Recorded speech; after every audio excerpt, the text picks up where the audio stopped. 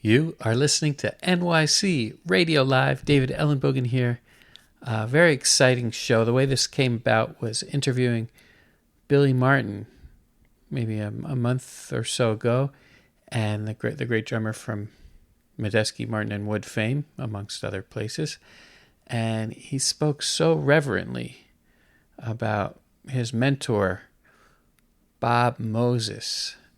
And I knew of Bob Moses as a member of Gary Burton's ensembles, and he was in a important trio from Pat Metheny. I believe it was on his first album. And he's so full of wisdom and stories that we didn't even get to those facts. So here's our discussion with Bob Moses, who is coming up to town. He's got a performance at the Jazz Museum in Harlem, which you can look for. I believe it's August 6th. And August 9th, he'll be playing at this incredible tribute to DeJohnette at the Ulster Performing Arts Center with over 40 other legends of music, Ravi Coltrane, Bill Frisell, Bruce Hornsby, all these people coming together for Jack. And we'll get some great stories of Bob Moses and DeJohnette and so much more. So I think you'll really get a kick out of this. Born in the Bronx, talks about legends. Make your way to Queens. Here we are with Bob Moses. Once you hit Manhattan, it's a different Memphis, Tennessee, different level of kind of culture that's around you. Yeah, it was a different world. First, I lived on 97th Street between Broadway and West End. And then shortly after that, moved to this building on Central Park West between 100 and 101st Street, 415 Central Park West. And that happened to be the same building. Talk about some drum karma with Max Roach and Abby Lincoln, who was married to Max, Art Blakey, Elvin Jones, and also Rahsaan Roland Kirk. And little punk ass Bobby Moses was living there too. We were all dreaming in the same building. And the peeps I would see in the elevator, man, everybody. I see Lee Morgan and Jimmy Garrison and Clifford Jordan and Eric Dolphy and all kinds of great people. I never know who I would run into in the elevator because they were usually going up to Max's place on the 14th floor. And I was particularly close with Rahsaan. It was just Roland then in those days. My dad wound up driving him to meet Mingus, who also used to come over. He didn't live in the building. He lived across the park on Fifth Avenue. And he used to come over and play duets with me when I was 13 years old on the piano. And he didn't go either. Mingus did or Rahsaan? Mingus did. But Rahsaan building, and we drove Rahsaan to meet Mingus to audition for Mingus's band, and that was quite a meeting of the Titans for sure. And but when Rahsaan whipped up the two horns at once and started blowing two horns at once with that powerful sound, I remember Mingus was sitting on the piano bench and he fell off the bench. He was so excited, and he was big. Mingus was big, and the painting shook up on the wall. And so that was good. That was a good start. And then, these cats from that generation, they were really into testing you, And so then he picked up the bass and he played the fastest walking bass tempo I've ever heard. It was, the quarter note was like, that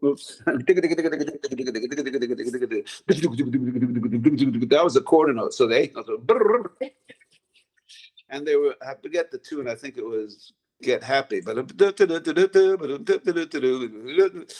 and Roland was right there with them, running the changes, and so that was good. They got the gig. That was a great meeting. So that's another great moment that I happened to be to get to witness. I was really very lucky to have these experiences, and here Mingus had a gig. He was close with my dad, with my parents. He came over all the time. And he had a gig at a place in the Village, the Jazz Workshop, I think. Went on West 4th Street, up of 6th Avenue. And a whole year, that never happens anymore, right? People are lucky if they get a week, right? Even that's cool now, I guess. He played a whole year, but I could only go on Sundays because it was liquor being served. I was underage, but Sunday matinee I could go, and I went every Sunday for a year. And his basic quartet was Eric Dolphy, Ted Curson, Mingus, and Danny Richmond. And almost every Sunday I got to sit in. So I was sitting in with Eric Dolphy when I was 13, and Mingus. And yeah, that was wild. So these experiences, growing up with those drummers around me, people ask me sometimes, what did I learn from that? And I had to think about it. I didn't want to give a glib answer. I wanted to give a good answer to that. And I thought basically two things. I learned right away what great is, because you hear one hit from the guy and you say, that's great. You hear one press roll from Art Blake, and you say, well, that's great. One hit of the drum from Elvin, that's great.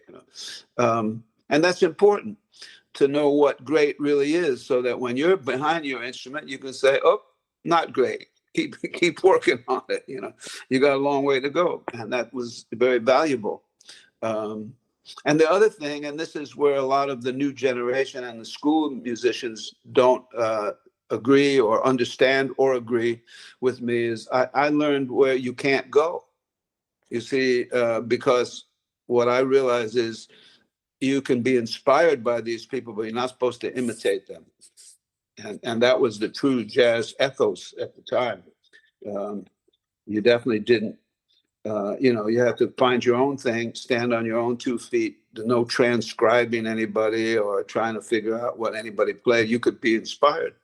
And the truth of it is I love Max, but I never really wanted to play that way, except for the, just the power and the strength and the clarity of his drums. It was beautiful. Art Blakey, nobody swung harder than that, but I didn't really want to play that way either. But Elvin, when I heard Elvin, I said, yeah, I kind of do. That's how drums should sound to me at the time. I still, I hear Elvin say, that's it. That's how you should play drums, But I think I won't use the word proud. I'll say I feel good about if you check out any of my recordings lately, or I have over 40 records out on Ra Kalam Records. I don't think you hear any Elvin in what I'm doing, and that's on purpose. Well, first of all, I couldn't imitate him even if I wanted to, but I don't want to. I don't think that's right. And a lot of the young musicians, they don't take that approach. It's all about imitating your heroes, and I don't recommend that at all. I think that what that does, it negates your own genius and your own individual potential for greatness.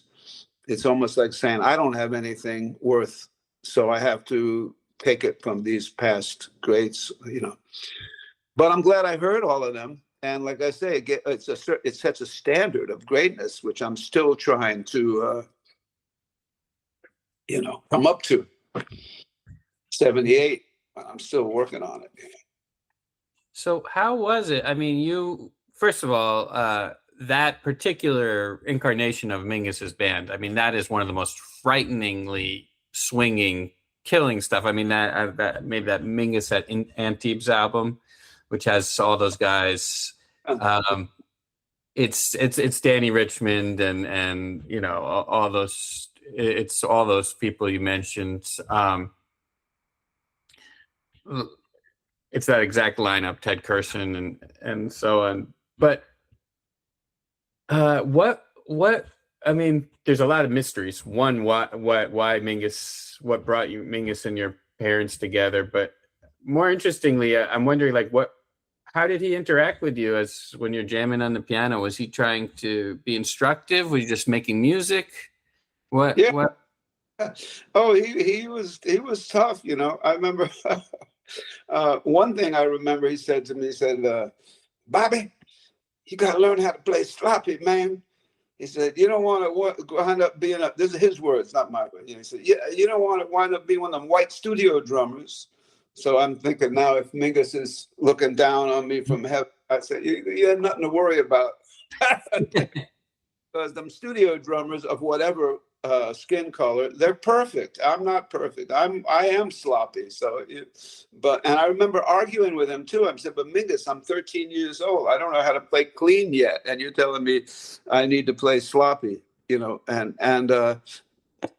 he got a kick out of that because nobody argued with him. He was a scary individual. Like, he was so physically strong. He took an iron bar one time and just bent it with his hands.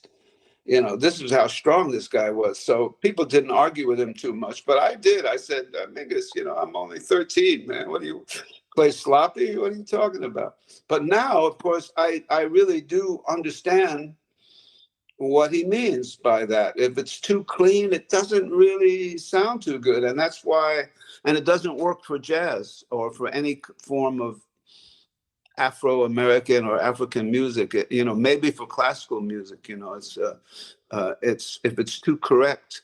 I had students when I was teaching at NEC who were classically trained, and it was really a hang-up because they were too symmetrical and too even. And I think, that's part of it. It has to be a little messed up to sound good. You don't want to hear like, you want to hear bop, a little bit. And that brings me to something that I've been thinking about lately. I'm thinking about it my whole life, but lately I've been like collecting thoughts, I might even do a Instagram post where I talk about it, which is, I think that the best time players have an element of freedom in it. And I would say, this is just my opinion, the best free players have an element of time or dance or groove or flow in it too. So that you can take some very basic time, let's say 4 bars of eighth notes, and you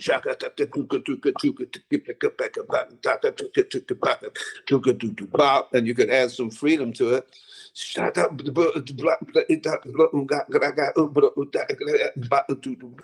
Still 4 bars, but it's now you've let the cosmos in and the untranscribable. And I hear that way back. I was watching a clip of Big Sid Catlett. It was great time, swinging groove, but there was that element of freedom, of what I call the non-transcribable in it. And Elvin for sure had that, and Jack DeJohnette, and all the great ones, and Charlie Parker, and Coltrane. And by the way, see, I'm rocking my Coltrane T-shirt. Yeah. Yeah. Anyway, so that's something that I have realized, and I definitely. It's kind of how I play, and then when you go to, you can go to total free where you're not based on any pulse at all, but there's that in-between mode where it's pulse, but it's also free at the same time. And I think that's another way of, I think what Mingus was saying was to be sloppy. Danny Richmond was the best drummer for Mingus. They were like, there was telepathic communication. And Danny was not a super technically clean drummer. In fact, he was a saxophone player first and didn't switch to drums until his late 20s. So he's not like a super clean technique guy. He was a little sloppy, but he was perfect, in that,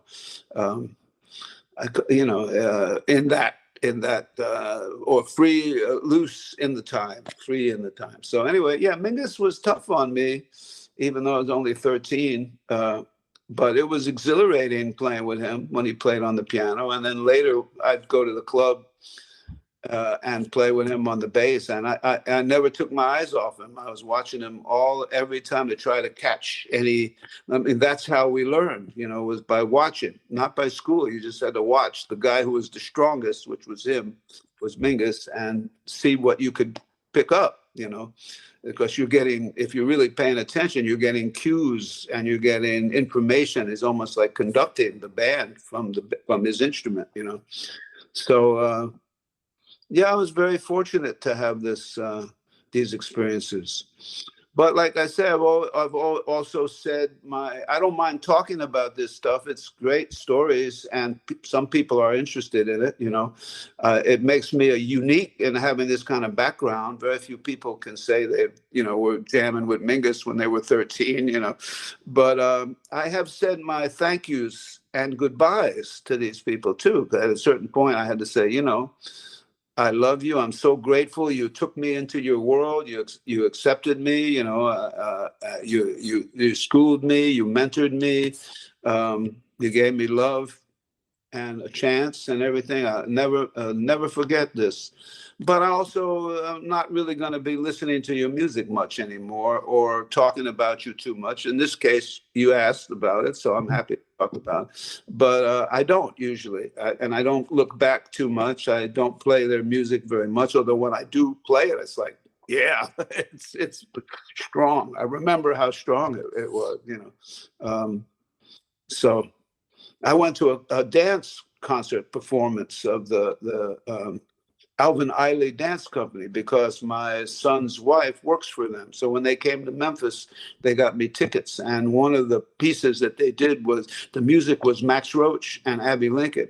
I hadn't heard Max in years. And as soon as I heard it, I said, wow, that guy, whoo, man, he's playing some drums, like very strong. And Max was a very important guy to me in a way because some of the musicians that I knew, that my parents knew, were actually white studio musicians, but they were jazz cats and they were great. Mundell Lowe, the guitar player, Ed Shaughnessy, the drummer and stuff. There was a lot of these guys, and they had a certain attitude about drummers. That they use a term called tasty drummer. They like the tasty drummer. And what I understood that was didn't get in the way too much, played nice with brushes. And by the way, I appreciate these great tasty drummers, like the guy with the Modern Jazz Quartet, Connie Kay, or Ed Thigpen, or Vernel Fournier, who played with Ahmed Jamal. They were very, they kept it down, and they were very great accompanists and everything like that. And so these were my elders, so I took that attitude too. That's what I want to be, is a tasty drummer. But then I heard Max Roach, and it was like bang, boom, pick it up. I mean, he hit the hell out of the drums, and I thought, okay, wait a minute. Now, wait a second. Now, drums can be beautiful, that you don't have to keep them down. And I do love these guys that we'd call tasty too. They have their spot and they're beautiful for what they do. But I thought, no, drums can be played strong as a voice, more African, where the drums are at the forefront. And I think Max was one of those guys. But Blakey too,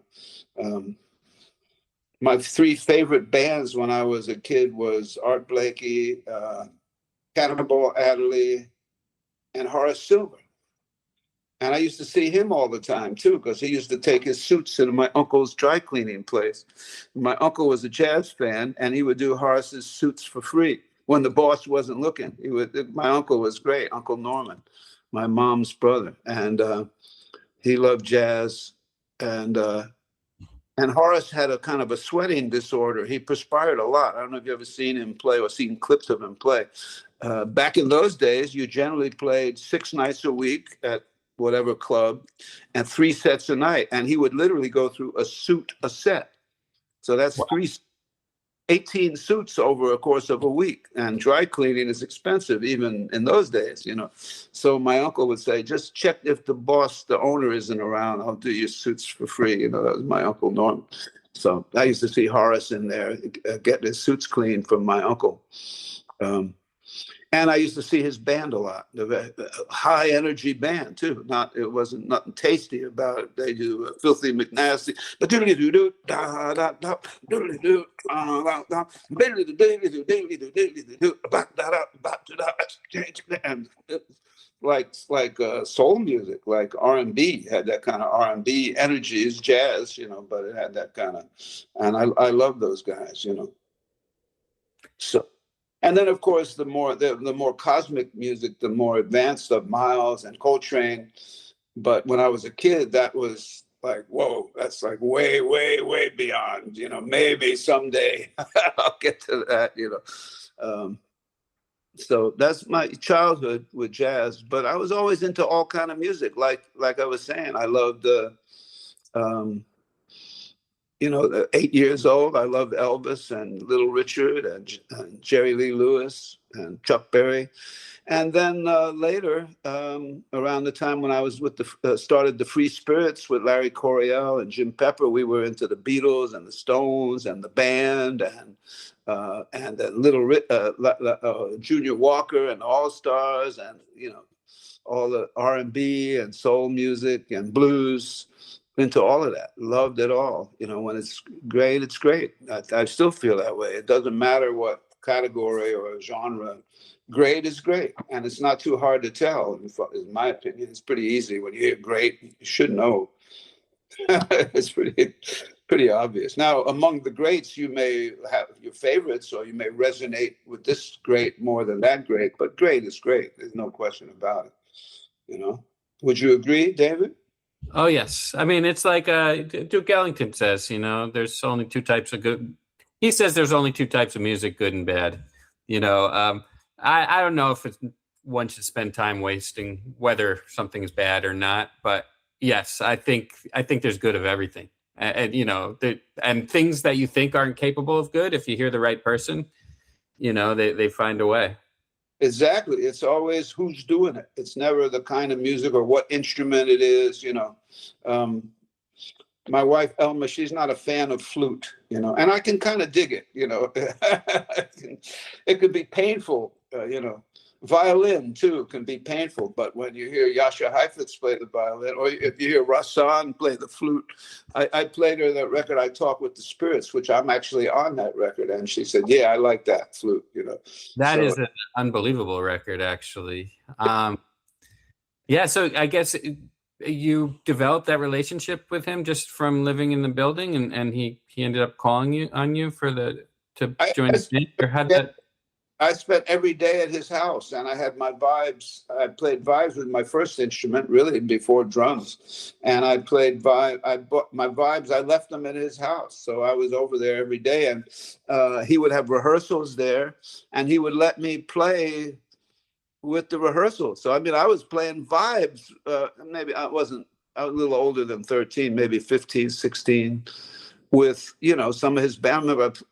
Andrew Hill was on piano, Richard Davis on bass, Walter Perkins on drums, and I didn't know anything. I was totally faking it. But what I did was I watched the drummer and I matched the energy of the drummer and the big wide beat, and so I would play, just in the same groove as the drummer. So even though I was hitting a lot of wrong notes, so we call clinkers, and we didn't have real books or anything to read the tunes. They knew the tunes, So I was just, and if I had a real book, I wouldn't have known how to read it. At that point, I wouldn't have known what notes were in the G7. I was faking it, but it didn't take me to, at least I was matching the energy and the groove, and that's a lot of. And after doing a couple of choruses, this doesn't work. Don't play that one. This one, these couple of notes are good. You can stick with those. In the bridge, it changes a little bit. Maybe this note is good now that wasn't good before. And by the time I played 3 choruses, I wasn't hardly hitting any wrong notes. But I always played with the full energy. And that's all very different than the people I met at school who knew a lot already at age 19, 20. They knew so much. And yet they were so scared and timid and played with like so little energy, And I didn't know anything, but I played with full energy. And I kept waiting for one of these guys to say, "Hey, man, what are you doing? Put the vibe mallets down. Come back in 15 years when you know something about music." And if they said that, I would have said, "Oh, of course, I'm sorry." But what they actually said was, "Yeah, Bobby, you sound good, man. Yeah, Bobby, go for it." So, okay, I'm going to try, so I did. And so I got to play, I was playing vibes with Rahsaan a lot. And so we did that, he did that record, I Talk with the Spirit. At the time, I was working on reading some stuff, some Bach, transcriptions of Bach for the vibes or for marimba.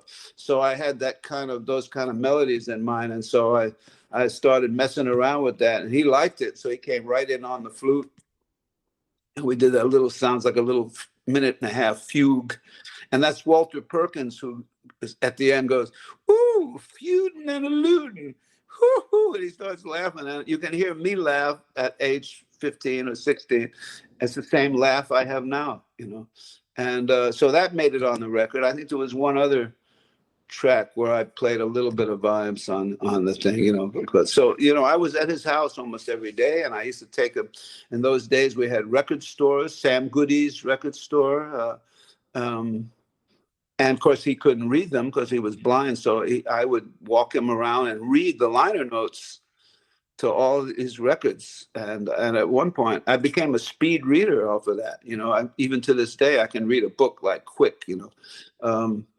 So, at one point I remember saying, because a lot of work, I said, Roland, he wasn't Rahsaan, and he was just Roland. I said, "Hey, Ro, what do you need to read what this white critic is saying about the music? Why can't I just tell you who's on the record?" He goes, no. He wants to hear everything that the guy said. He wanted to get the whole thing. So I was reading all the liner notes on all these records in Sam Goody's for him, and just taking him around, walking with him everywhere, you know. And that was quite a thing. He was such a strong character, and really beautiful to me, and gave me a chance. I played in some gigs in his band when I was really wasn't ready. I remember we played in some rough neighborhoods, really in the hood neighborhoods where there's not too many white folks ever show up in there. And but I was there playing with him, and I remember this was interesting too. The bass player, one of the bass players, didn't like that I was there, and he was saying to Roland, he said, "Man, come on, why don't you get a brother, man? This young kid, he's a white boy, he don't know what he's doing, you know." And I actually wouldn't argue with that. The guy had a point, you know. I won't say who. I remember who it was, but I won't say his name, you know. But he was a strong bass player, black guy, strong bass player, and I remember Roland saying to him, "Hey, man, that's my drummer. If you don't like it, I'm gonna get another bass player." And I was like, "Whoa!" And now to stand up for me like that to one of his own people, that's extraordinary. I look back on that saying, that's extraordinary.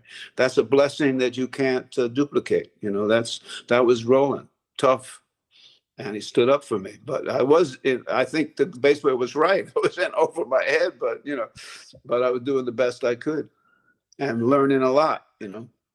And yeah. From when I've talked with some of the cats who were around these greats, a lot of them said that a lot of that generation didn't really explicitly talk music a lot necessarily. But did Rahsaan or some of these other people, Dalfi, these people around you, did they ever like share any particular insights, philosophies, approaches? Well, I remember, I had a little high school band, and we did a little concert, and Roland joined us as a special guest artist, and the saxophone player I had in the band was a kid named Joel. Well, not a kid anymore. He's my age now. He lives in L.A., I think, Joel Peskin. And so since I knew Roland, I was able to have him come over for a lesson. And, I think what Roland said was, "Yeah, man, you sound good, but you're swallowing your notes." Now, what does that mean? You have to interpret that. What does that mean? You're swallowing your notes, And what I think it means was that he wasn't giving enough space between his notes, and that's, but it was in those kind of terms that you had to kind of interpret what that means, maybe Joel was playing with, and what he should have been playing with, you know what I mean? Like where you're at distance, no matter how fast you're playing, that there's still space between the notes. That's what I took from it. And he was probably, I'm sure Roland was right, he was just a kid, Anyway, I think he's, I haven't talked to him in years, Joel, but I think he's a successful musician living in LA, anyway, yeah, they would talk about music and people that they dug. Particularly, I was at one of I think one of my favorite Roland records is Rip Rig and Panic, a great record, and that the group was Elvin, Richard Davis, and Jackie Byard, and I was there at the rehearsal, which was at the old Five Spot on East 8th Street, St. Mark's Place in New York. And then I was at the session with Rudy Van Gelder's session. In fact, on that one, I played chimes on one piece and also Broke a Bottle. There's one on there where Roland played a harmonic on the saxophone. And at the end of the note, he wanted me to break a bottle, as if the note broke glass, right? And this was at Rudy Van Gelder's studio. So anyway, Rudy was a clean freak. He was very anal cat, man. The place was so spotless. He wore white gloves while he was recording, and they didn't get dirty. And they have all these insane, crazy musicians in there. I don't know how he kept it that clean, but he did, So he was horrified at the idea of breaking a glass in his studio, But we finally figured out a way. He had a little backyard, and he found a stone in the backyard, a good-sized stone. He put it at the bottom of a waste paper basket and put the microphone over it. And Roland would hit the note, and he would point to me, and I would break the bottle, and all the glass would go into the bucket, so I remember, for some reason I thought the take was great, but I want to do another one, second take, and so anybody got a bottle? And offhand, nobody had a bottle. Well, Elvin came to the rescue. Elvin said, "You need a bottle, kid." They pulled out it was like a fifth of whiskey, and it was like a scene from Animal House from John Belushi or something, where he goes, like he one breath, he went like,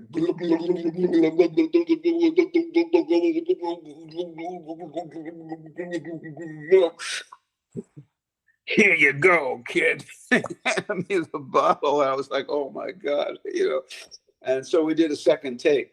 And if you listen to that record, it's pretty easy to tell which tunes were done before that event and which tunes were done after that event. Because, Elvin was always super loose, but he was really loose after that, But it's a great record, So I was glad to be there for that, and to watch these things at the rehearsal too. I saw what Roland did. There was some at the Five Spot, rehearsing in the afternoon, and there was nobody working there behind the bar. So Elvin wanted a beer. He went behind the bar and took a beer. Big deal, right? But the club owner walked in and got angry at him, said, "What are you doing? You don't go behind the bar when nobody's here." And it was a drag. And I was thinking, come on, it's Elvin Jones. Take a beer. What the problem, And Elvin got his feelings hurt, and so the vibe got a little weird, and it distracted. It was a distraction, and so the focus at the rehearsal was blown a little by this, And I remember that what Roland did was he picked the fastest tempo, and none of these cats could play it. Even Richard Davis, who was incredibly technique bass player, it was like, again, the tempo, and they were all scuffling to do it, and that's how he got their attention back. Like, yeah, I'm sorry about the beer, but now come on, get back to business and see if you can. And that tune wasn't going to be on the record. It was just something to bring people's attention back. So yeah, there was a lot of lessons, but they're not in the way that lessons happen at school. It's more like life lessons. Dolphy was a very beautiful cat, very polite, very sweet, very humble.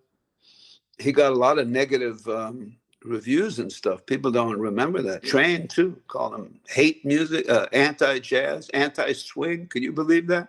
Elvin called anti-swing. And there's so much love in that music, man. It's a love supreme. It's big time. And I could hear that right from the get-go with Coltrane. It was different than all the other musicians that way. And Dolphy was that way too. Like it was a strength. You know, he played some out shit, but it was still blues and still so strong and so swinging and so great, just so great, man, you know, and unique, complete visionary cat, you know.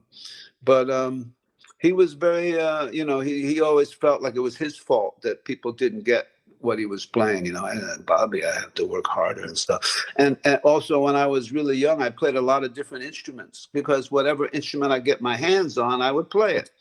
I went to summer camp where they gave me a bass, so I started playing bass. My uncle Norman had a trumpet, so I was messing around with trumpet. I had the vibes. I played piano. I played drums. And I remember Dolphy was like, Bobby, you're playing all these instruments. Like, you know, I said, yeah, Eric, but none of them very well. It doesn't matter. I'm playing a lot.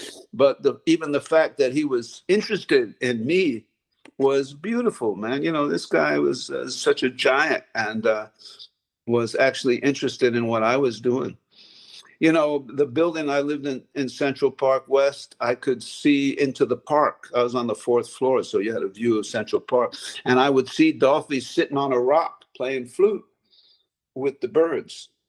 And his ear was so good that he would hear what the birds were playing and kind of duplicate and trade melodies with them. And you know, you could barely hear it because of traffic noise and New York noise, but I could just make it out. And I knew it was him. It was obviously him. And that was magical, seeing this guy sitting on a rock playing with the birds, you know, the Dolphy. When I used to go to that club where he was playing all year with Mingus, he would walk out from the bandstand and come right up to my table with the bass clarinet, because I particularly loved the bass clarinet. I still love the bass clarinet, one of my favorite instruments. And he would come right up to my table and blow the thing where the bell of the horn was right in my face. And I would be going like, oh yeah, like I was bathing in it, you know. And he would almost start to laugh while he was playing. So this is a beautiful human being. And all these guys, Mingus was tough, Rahsaan was tough, Dolphy was sweet, you know, but some of them were very tough. God, Max Roach was tough, you know, and they were very sweet to me.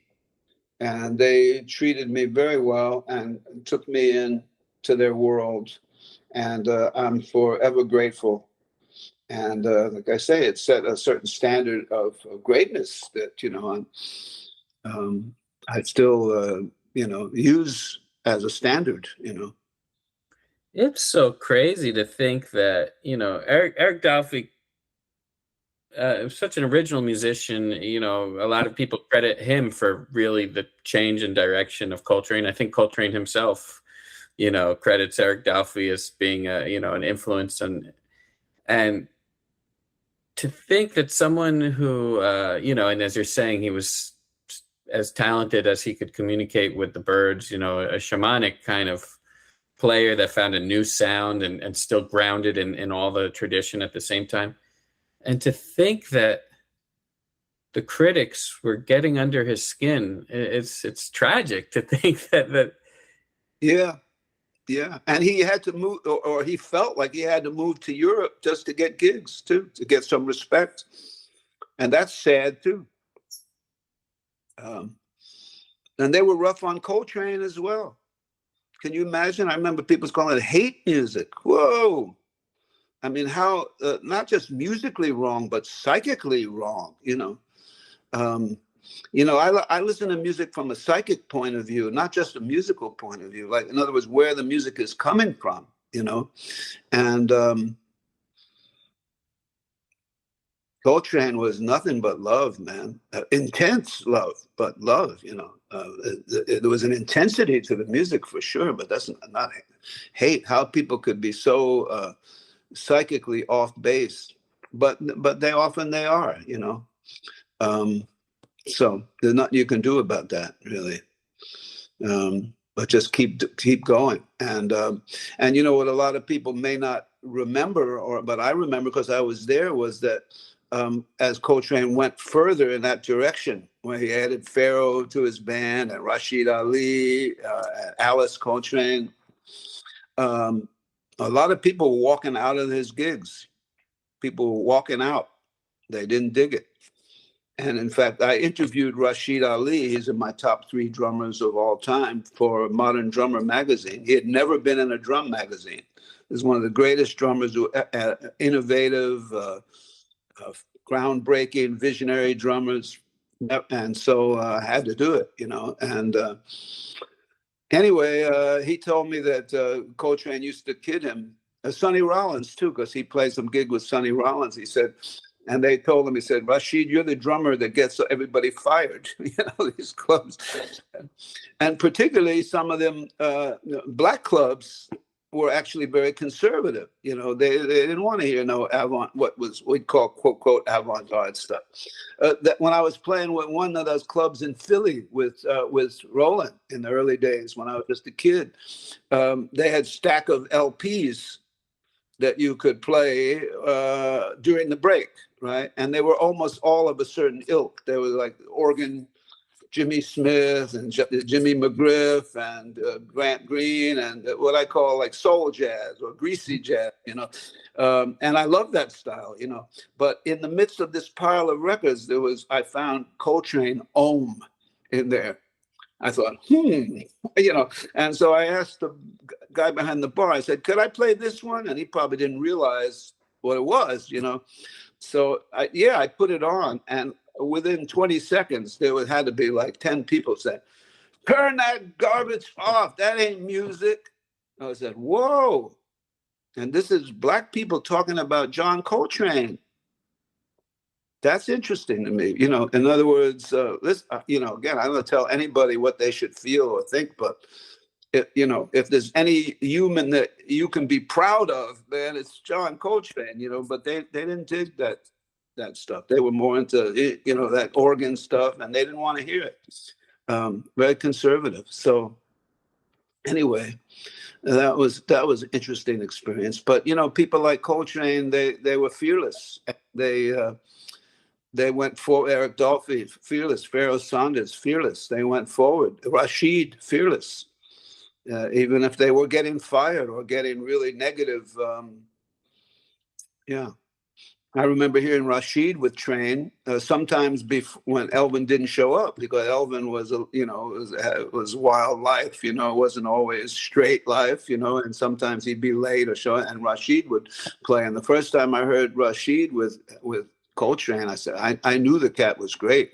I had no understanding of what he was playing, but I said, this guy is great.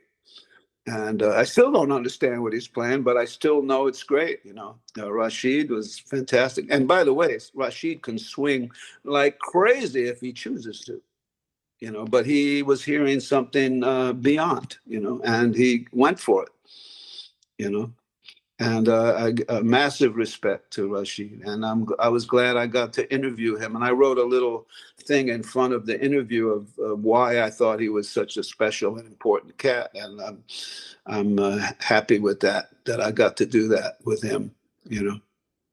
He's another tough guy. He was a boxer, ex-boxer and everything, but very sweet to me, Rashid. Mm. Yeah. Yeah, my interactions limited, but he was, sweet to me as well, as was Max Roach. But probably I was coming with the same kind of humble student energy, you know, that maybe you were. Well, you know, I came with love and respect. I look, you know, I remember when I interviewed Rashid, I said, hello, maestro, like right off the bat, establish this cat is. And he appreciated that. I guess people don't call him that when they should. You know, so, you know, it was clear to me. And he said some very interesting things, which in a way relate to what I was saying earlier about the freedom in the swing. Because he would hear stuff in Max or Art Blakey where it would get free for a second, but it would immediately snap back into time. And he would say, what if we extended that a little bit more, kept the free going a little further? And so and his time playing was fantastic, Rashid, and everything, funk.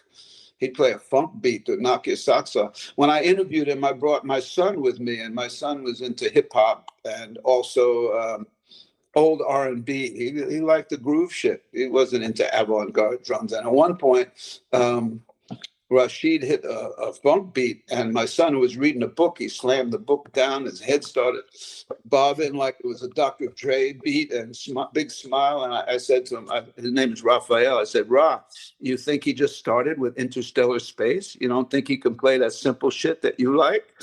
He says, I know, Dad. I just wasn't expecting it. And it was totally squinchable. That's when you hear it, it just goes like, woo. And he told me something now that I guess it would be safe to say. He didn't want me to mention it then because of tax things. He had recorded some tracks for that group Roots, and the Roots is the group that has Questlove, who was a killer hip hop drummer, right, master of that style. And they had Rashid. They used Rashid's drums. That's how funky he was. As great as Questlove is, Rashid was even funkier when he played that way. And I said, well, we should put that in the article. The kids would like to know that you did some tracks for the Roots. And he goes, no. He said, they paid me off the books. They paid cash, and he didn't want the tax man coming, So I said, okay. So that fact didn't make it in the article, but I guess it's safe to say now, Wow. So, and did you make it? You spent some time studying percussion in Brazil as well? Well, I never studied anything. I live music. So, when I got into Brazilian music, I just, my way in was to dance to it. That was my way in, to dance to it. There was a few Escola de Sambas in New York that I used to go see. And then I went to Brazil, actually in search of hearing some live samba, and I actually kind of missed it there. I was in Bahia, which is not, they have other grooves there. There's not a samba place. Samba is more like Rio and Sao Paulo. So I didn't hear much samba there, but I bought a lot of records. In those days, cassettes. That was the early 80s, cassettes. I had 10 different cassettes of Padre Miguel. That was one of my favorite Escola de Samba groups, but I used to dance to it. That was my way in. I never studied anything. Not my way. I find that studying distances you. Living it, you are it, and it is you. There's no separation. So, I used to go to these Escola de Samba gigs in New York and just dance.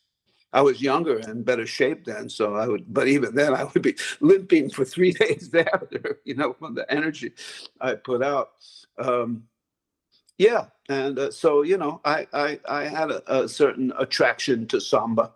I remember my teacher, Tasiji, my spiritual teacher, on one of the gigs, he said, why is every solo you wind up playing a samba? And I go, Jesus, am I doing that? And I started listening to the recording and said, well, not everyone, but I was doing it a lot. And I tried to break out of that, but one of the things that I like about many things about the samba was that the backbeat is on the low sound, whereas in the funk or rock and roll, it's on the snare. So it's like boom, but in the samba, it's like.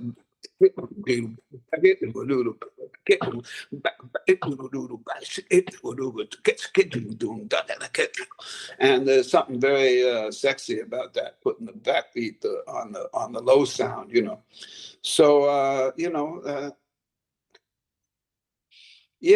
I listen to all kinds of music. I always did. I love the Brazilian stuff, and I did go there in hopes of hearing more of it. But I heard different kind of stuff. In Bahia, the afoxé and the baião, which is more like a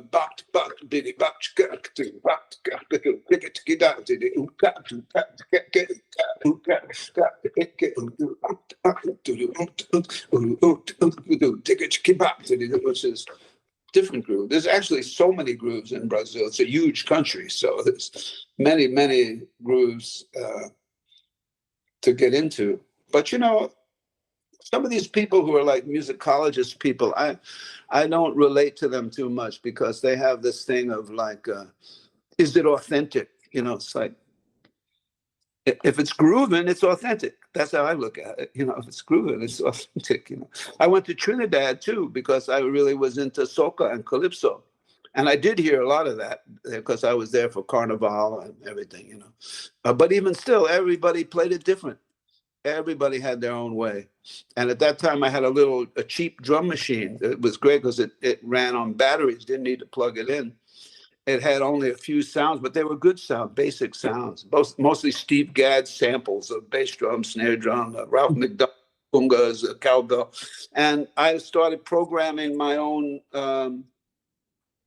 soca beats or calypso beats, you know.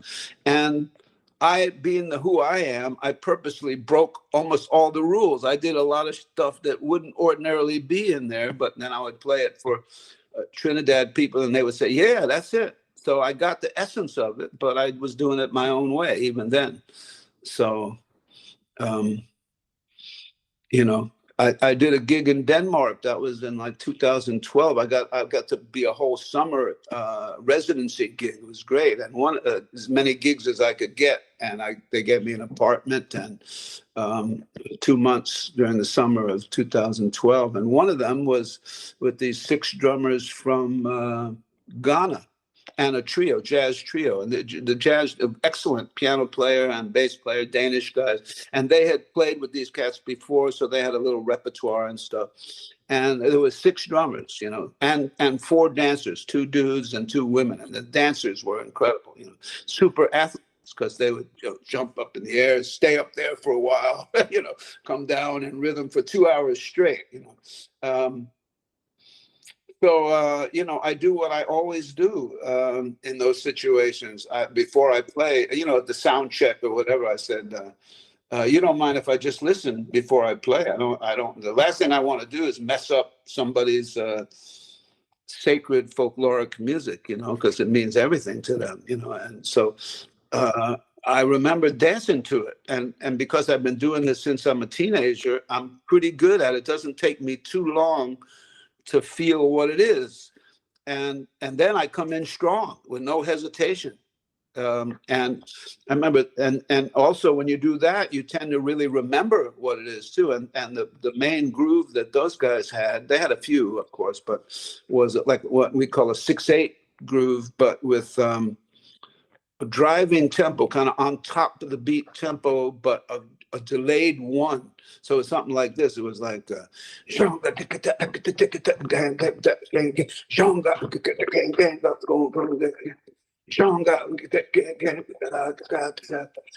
almost like that 1 was slightly held back, you know. It took me about 30 seconds and I had it. And I jumped in, I was right with it. And I remember them turning around with big smiles and going, I think they were happy that this old fat bald white guy could play their shit, you know. And they said, man, you sound like you grew up with our music. And I said, no, I never heard your music before, but I know how to listen. I listen with my body.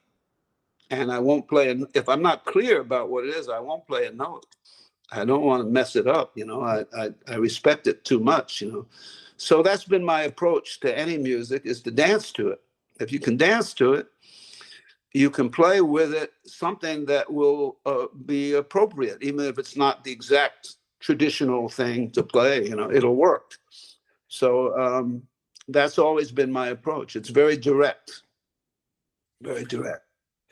It's interesting. I mean, some of the themes that have been coming up, it's a little bit of an artificial binary thing, but the squeaky clean approach or even attempt of European instruments, you know, European flute is trying to get as clean a sound as possible, and the studio musicians are trying to get as clean as possible.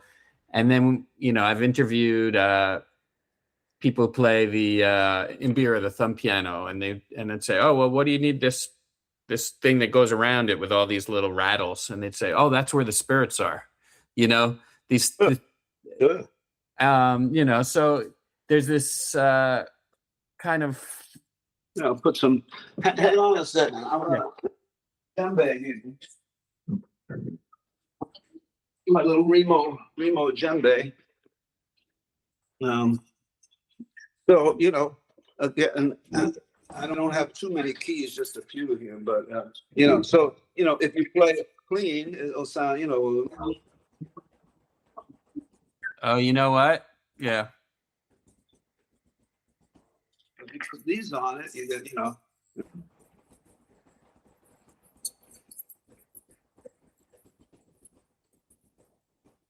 it's the same rhythm, but it's got that little extra stuff. I've always loved that. I put all kinds of things on the drums that create extra rattle. I use these chains that you use for turning on a light.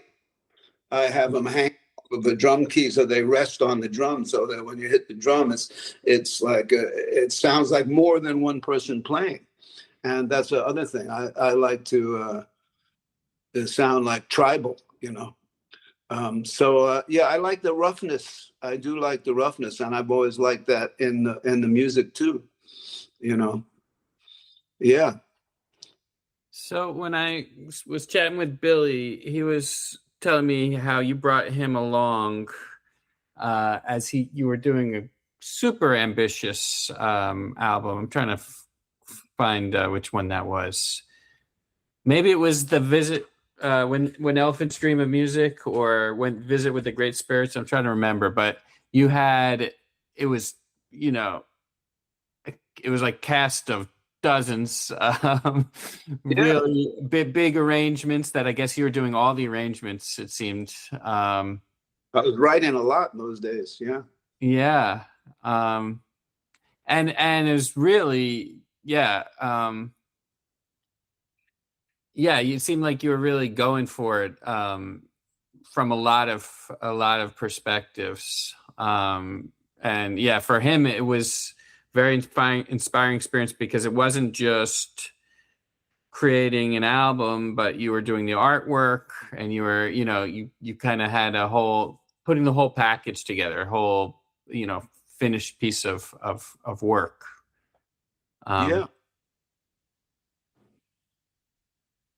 Yeah, I was really blown. I think it was When Elephants Dream of Music. That's the big. But both that and Visit with a Great Spirit, I think, are large ensemble stuff. Yeah, well, we definitely did some samba-ish stuff on the Visit with the Great Spirit, and on that, I think it was on the first one, Elephants. That was the first one. Visit with the Great Spirit. That's my wife Elma's favorite record. She loves that record, Elephants too, and there's one before that. I don't think Billy's on that, but there's one that a lot of people slipped on. Most people sleep on pretty much everything I've done. It's my fault. I don't blame anybody. I'm terrible at promoting, but it's called Home in Motion, and that was a great band. I had Harold Vick, Tom Harrell, Howard Johnson, Barry Rogers, Richard Perry, Eddie Gomez, Lincoln Goins, Gene Lee, Sammy Figueroa, Chuck Loeb, guitar player. I mean, that's an all-star band too.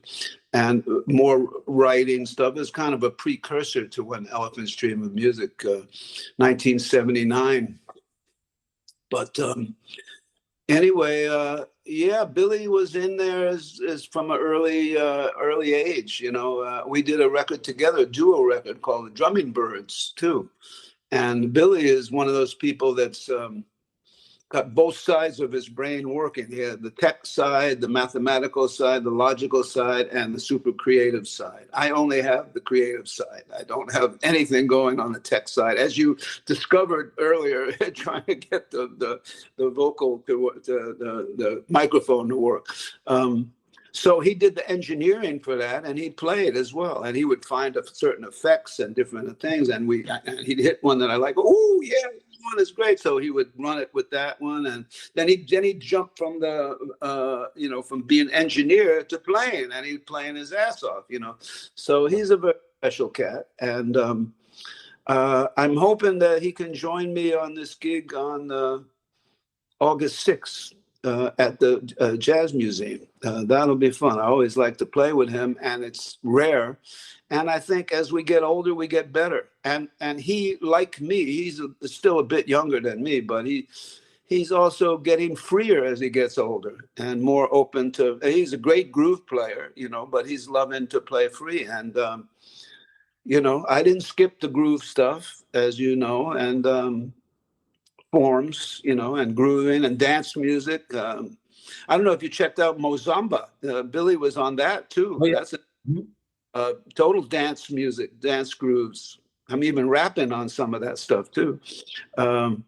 So yeah, Billy has been with me for a while, but we don't see each other that often because he's a busy guy and he's also living in a different part of the world. So my plan is, I haven't heard back from him about it. He might be, that August is a time where a lot of cats are touring and stuff. Usually not me. I'm not a touring musician. I'm so off of the world of touring musicians, but hopefully he could make it. It's an afternoon thing, maybe. So we get to play together. And I'm going up there to see my granddaughter, who's just turned 6 months old. She's a little beauty, and what a character already. I did meet her once in person, but my son sends photos all the time. She's growing fast. She's something else.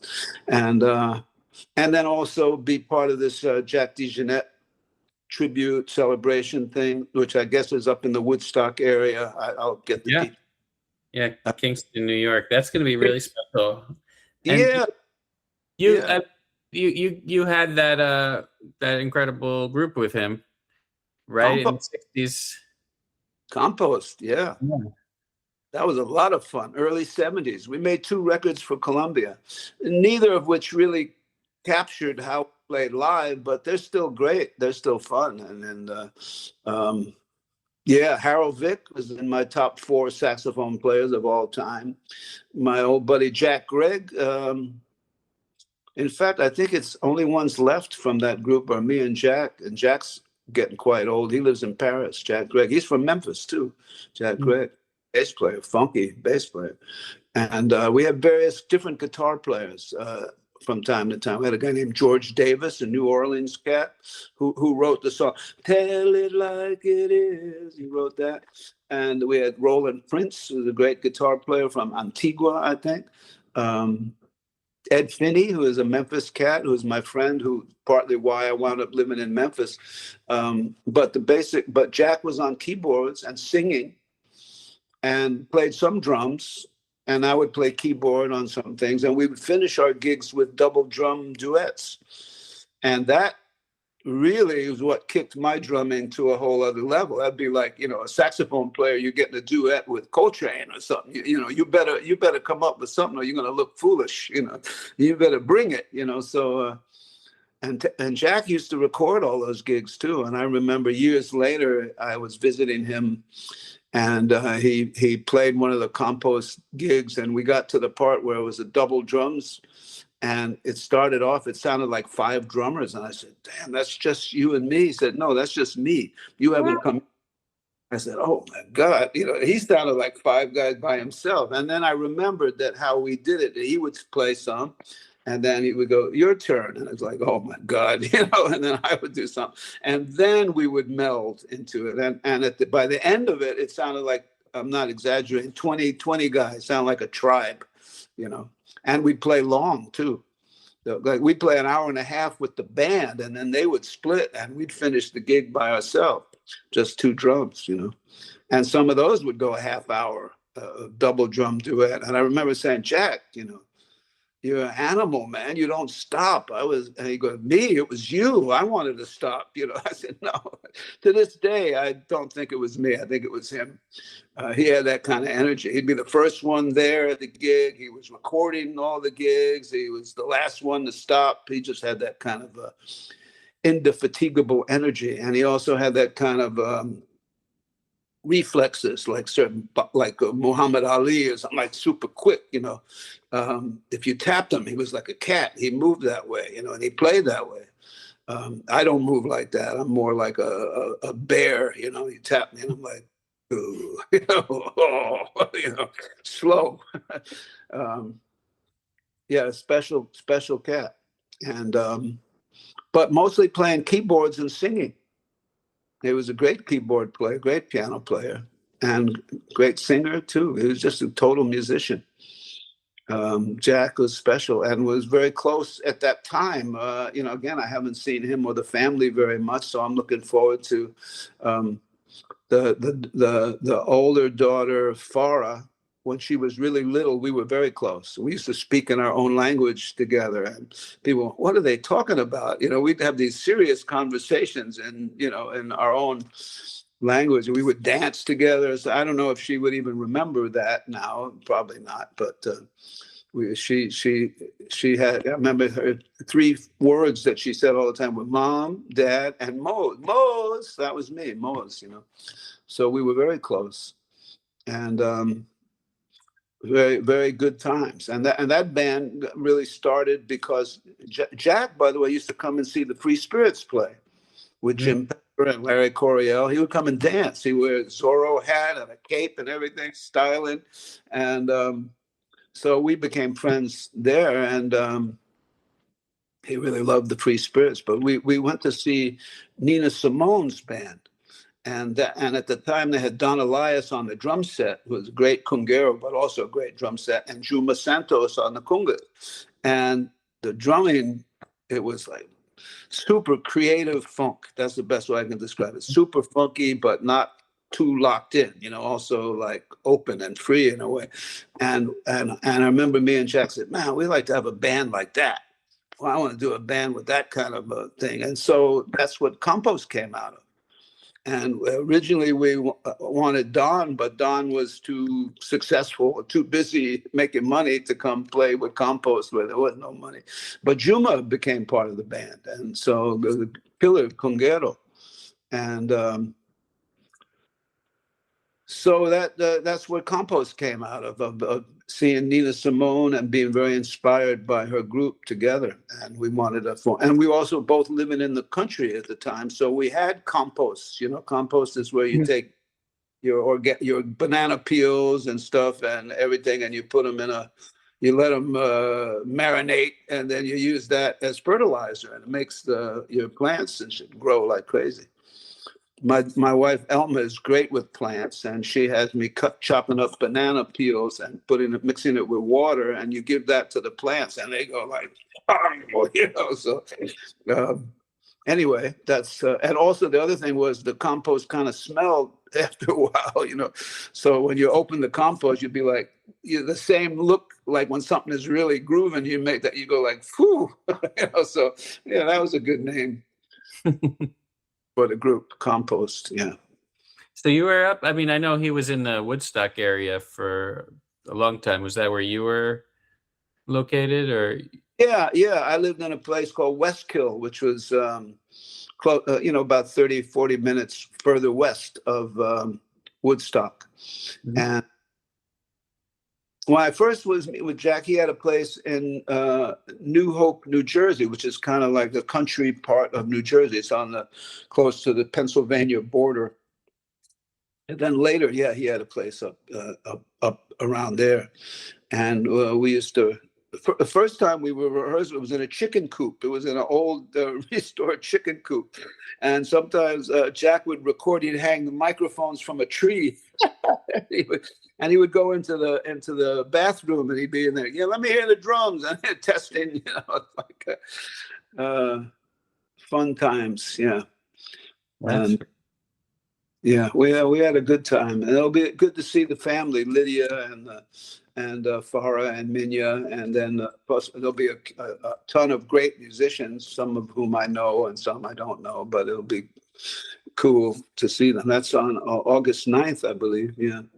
And one thing we didn't cover, some of the new records. There's Peace Universal. That's a masterpiece.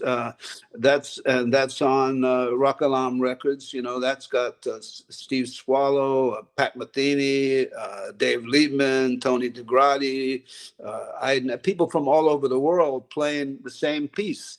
And it's not a boring record, man. It's quite an amazing record, Bill Frisell is on that. Some heavy. And then there's one I did in New Orleans. So as we're saying goodbye, I'll mention that one too, that I think is a great record. It's called Cosmic Soul Gumbo. And it was recorded in New Orleans with some great New Orleans, including me and Johnny Vodakovich. got him to play free, and he's great at it. Like I always believe that the great time players will be great playing free. They just don't do it that much because there's no money in it, for one thing. And Bill Summers, the percussion guy, he used to play with Herbie and all these guys. He's on that, and Tony DeGrady, and you know who plays bass on that? Aaron Gonzalez from Texas, the son of Dennis Gonzalez, who was a great trumpet player from Texas. Who used to play with Charles Brackeen, who was my neighbor in New York when I was a kid, who's a great saxophone player. Anyway, that's a strong record. And then there's the one I just put out, which was a record with Dave Liebman and me and a bunch of drummers live at the Lily Pad. That's a place in Boston. I think it was recorded in 2017, and man, Liebman is strong on that because Lieby loves the drums. So Lieby with a bunch of drummers. So that's just three I can think of that are recent that I hope people, and a bunch coming out that aren't quite out yet. One with Edgar Bateman, who is my drum hero inspiration. To this day, the greatest drummer I ever heard is a man named Edgar Bateman, and he came to place in Quincy in 2006, and we made what's a double record. And don't ask me why it's taken this long, but it's almost done now. And that one's coming out this year for sure. I'm going to get it out, and that one's going to be called Creative Infinity and Love Eternal. Edgar Bateman and Ra Kalam Bob Moses. And that has a bunch. The first CD is duos with me and him, and then the second one has got a bunch of great horn players playing on there too, playing some of my cuckoo melodies, you know.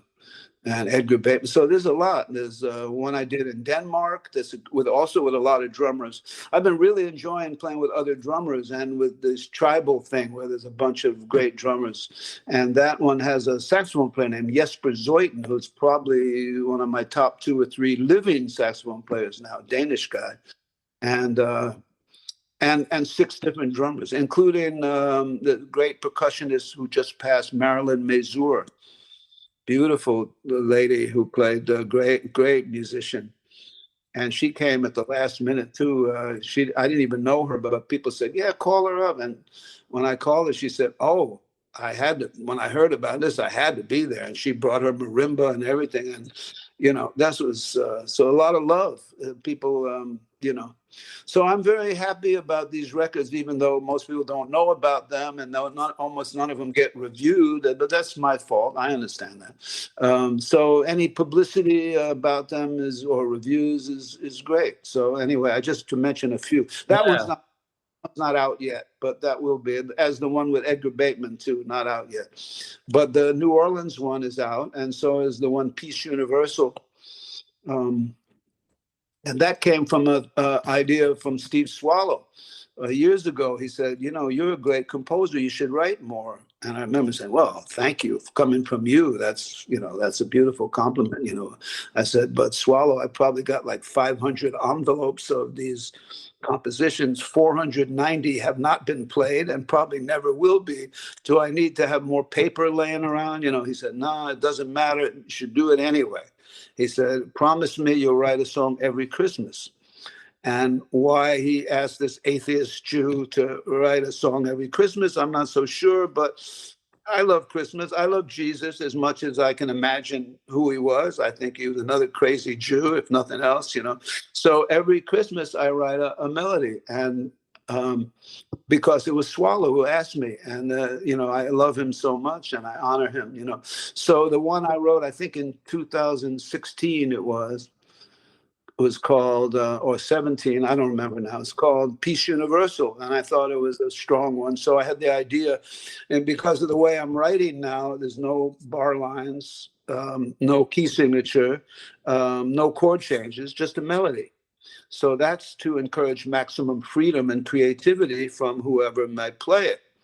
And if you play piano or guitar, how you harmonize it, completely up to the individual. So so I had the idea of having people from all over the world do a version of this song. And it's an incredible record because there's 18 versions of this song. And it's not boring. And the last one, Metheny did one, which is epic. It's mind-boggling what this cat did, you know. And I thought, man, he's, you know, when he said he would do it, I thought, yeah, maybe, because he's so busy, you know, he's working all the time, you know. And I thought if he did it, he would maybe dash something off on acoustic guitar, half an hour, and it would be great because it's Pat Metheny.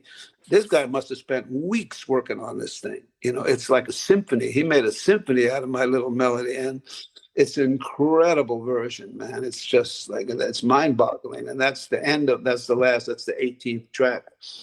But I've got people from Puerto Rico, from Brazil, from Spain, from Germany, from all different countries, you know, Ecuador, playing versions of it. And yeah, it's a strong record.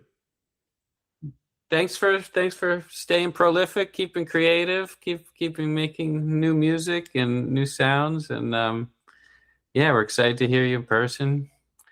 And we'll be listening for all the new records and whatever else you're putting out in the universe.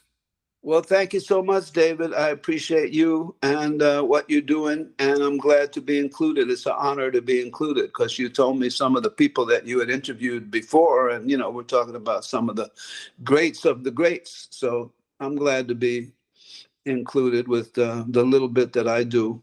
One of the things that I've always said is they may not pay you to be creative, but they can't stop you from being creative. Yeah. Well, I could talk to you forever, man. I mean, this was super fun. I'm sure there's a million other great stories and people we haven't touched on, but excited you're coming up our way. Yeah. I'll definitely I'll try to get to August 6th, and I will definitely be at the August 9th.